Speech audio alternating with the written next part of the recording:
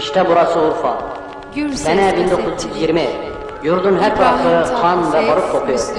Fransız ordusu Urfa'nın 4 tarafını çevirmişti. Büyük kumandan Gazi Mustafa Kemal Paşa, kahraman Urfalılara düşmanı vurmalarını emrediyordu. Yemen'de, Çanakkale'de, Kafkaslar'da çarpışmış, her tarafı yara bere içinde, evinde yatan bir gazi, Urfa kumandanına bu harbe ben de katılmak istiyorum diye bir yazı gönderdi.